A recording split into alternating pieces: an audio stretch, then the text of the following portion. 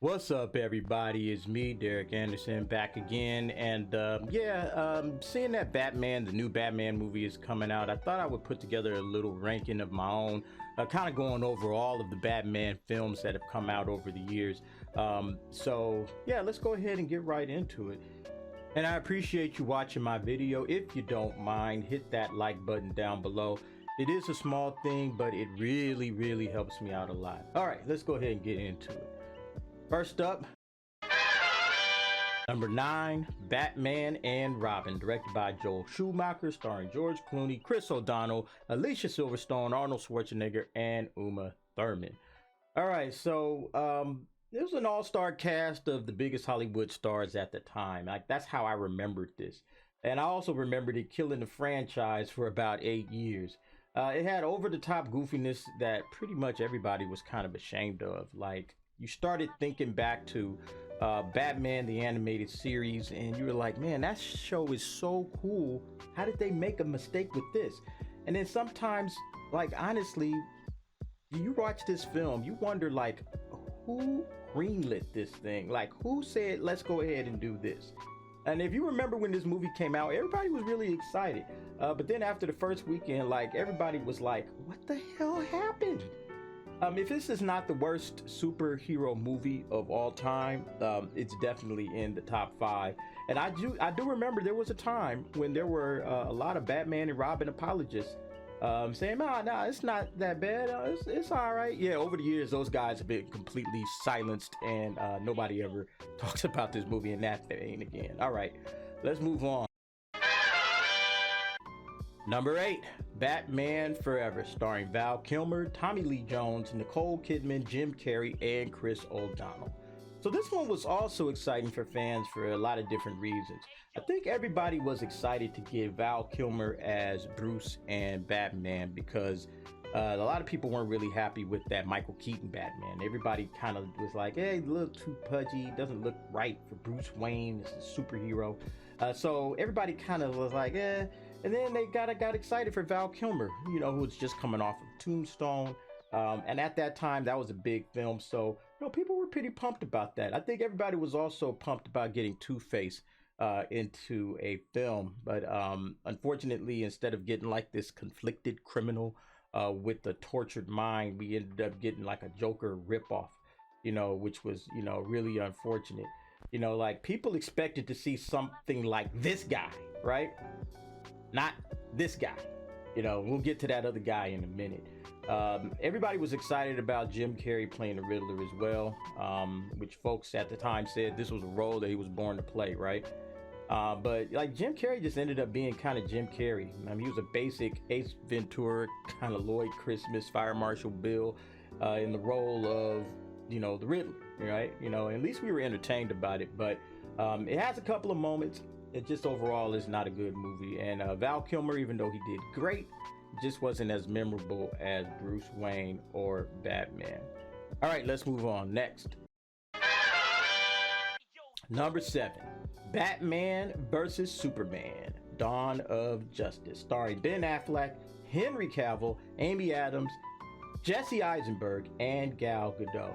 All right, so let me just start off this by saying, in all honesty, I don't think there are very many bad Batman films. There's only really 2, and we already talked about those. Every other movie I pretty much enjoyed for the most part, including this one. But I would say, and most people would probably agree, that out of the 3 movies, this is probably the 3 Zack Snyder films that he directed, Man of Steel, this one, and Justice League. This is probably the poorest one. The original theatrical cut is just an absolute mess. I mean, honestly, somebody at Warner Brothers needed to get talked to after the editing job that was done from this one, because it ended up making this painfully long, dragged out second act, which was unfortunate because the third act is pretty solid, although there are some cliches to it. But yeah, it's decent action, and it's visually one of Zack Snyder's best efforts, although Zack always delivers the visuals, so can you really give him a ton of credit? You know, it's like saying Quentin Tarantino wrote a good script with punchy dialogue. Like, come on. Like, we already expected that, right? So, yeah, but Ben Affleck is really good as this older Batman who's kind of sick and tired of fighting the same criminals, going into his second decade, third decade doing this crap. So, He doesn't have a lot of patience for Superman, and he acts the hell out of the role. The supporting cast is pretty solid, but unfortunately this story is a little weighty, it's cumbersome, it's heavy, and it just tries to do too much. And even with the ultimate cut improving it by a whole lot, the themes still don't land as nicely as they should, and it takes 3 hours to get there. Zach, you should have did a better job with that. All right, let's move on. Number 6, Batman the Movie, starring Adam West, Burt Ward, Lee Merriweather, Cesar Romero, and Burgess Meredith. All right, this movie is fun. This movie is a lot of fun. It still makes me smile even to this day. It's the campy Batman from the 60s. And I highly recommend watching it if you haven't watched it already. Just to see, if for any other reason, just to see how far the characters come as he's progressed through the decades.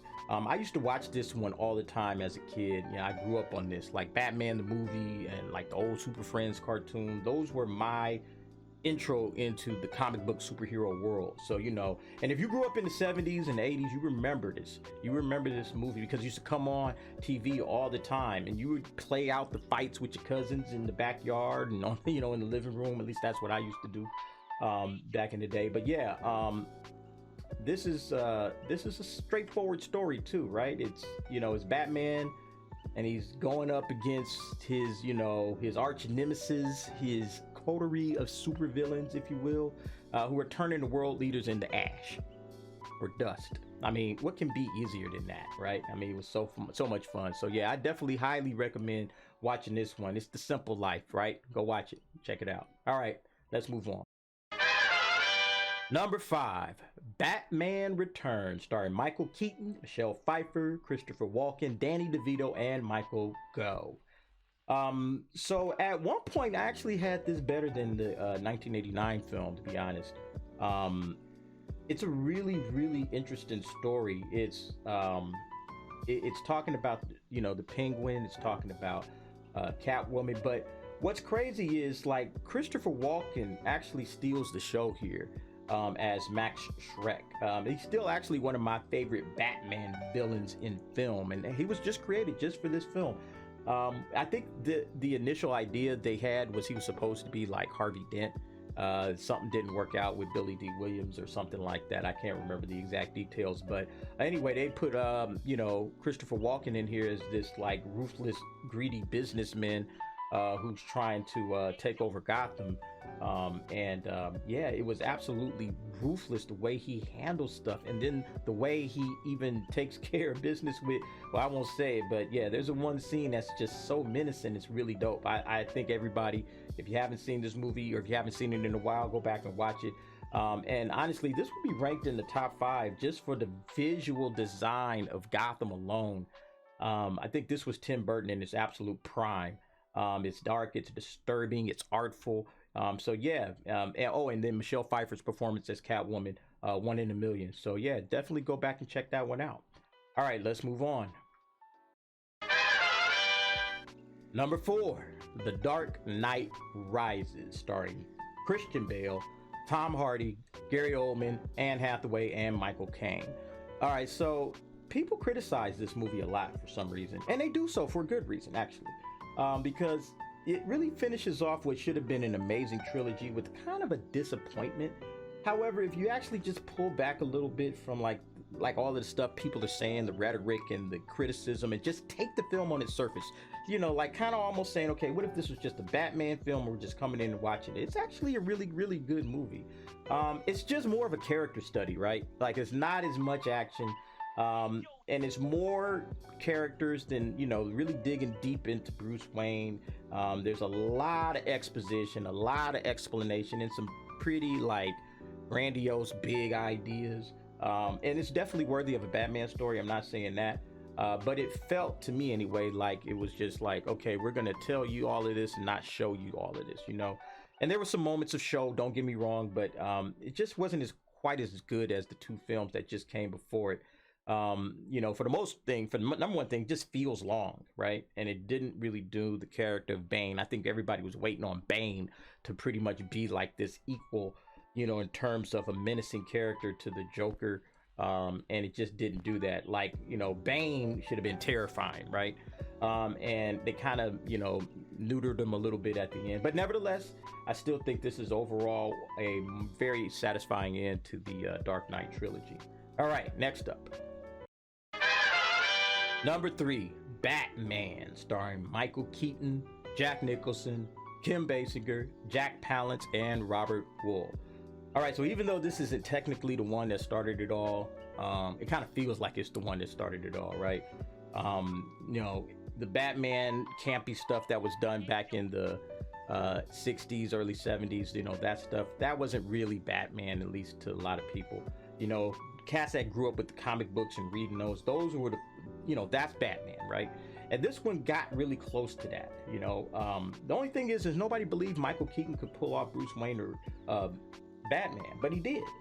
And then you had Jack Nicholson as the Joker. So I think about this. That's like one of the most genius castings of all time. Like, and you look back on it, like Jack Nicholson right then and there was one of the best actors in Hollywood. And he takes on the role of a comic book supervillain. And you see it all the time right now in the Avengers movies, the MCU and all of that, but that kind of stuff wasn't happening back then. So for Jack to take on that really put superhero films in a different level. And at this time in history, there was no film that was bigger than Batman. You know, you had Jack in it, you know, Prince did the soundtrack. And I remember this because it dropped during my senior year in high school. And I remember everybody was into it. Like, everybody's wearing Batman shirts. And that was unheard of because most people thought comic book stuff was just for nerds, but everybody got into this. And then, of course, this film led to, you know, probably what I consider one of the greatest cartoons of all time, Batman the Animated Series, you know, and all the success that series had.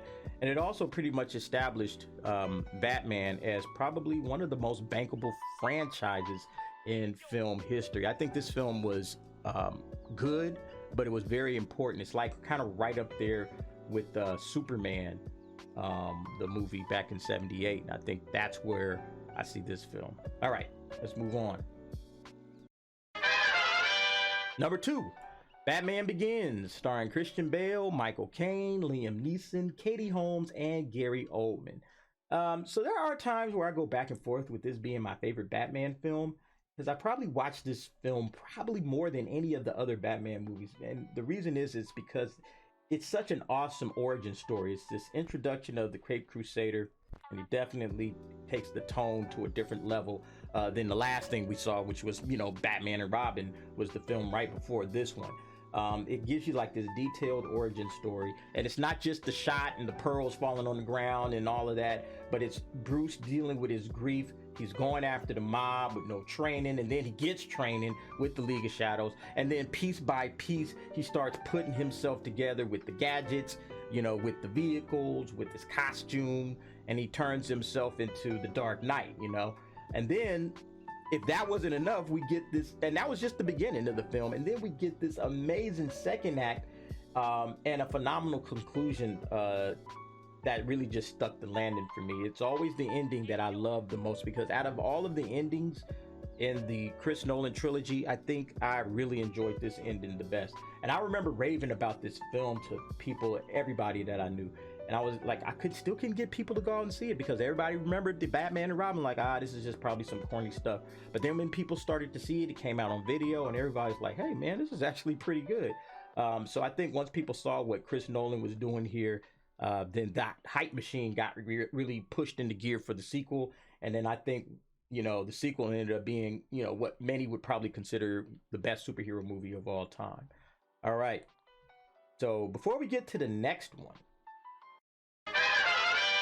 before we get to number 1, I'm just going to kind of look at some of the best animated movies in Batman history. I'm not ranking these are just not in any order, but you know, if you haven't seen any of these movies, I definitely recommend them. Check them out. Mask of the Phantasm is still one of the best Batman stories you'll ever see.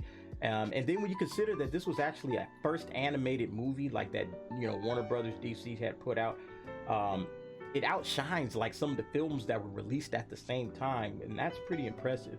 Batman Year One, that was an adaptation from the comic, and it's, you know, a great intro into Bruce. Think of it like a Batman Begins, but, you know, animated. So that's pretty good. Return of the Joker is good. Under the Red Hood, top notch, one of the best Batman stories ever. Hush, The Dark Knight 1 and 2 is the adaptation of the Frank Miller graphic novel. Again, a brilliant Batman story. The showdown with Superman is absolutely amazing.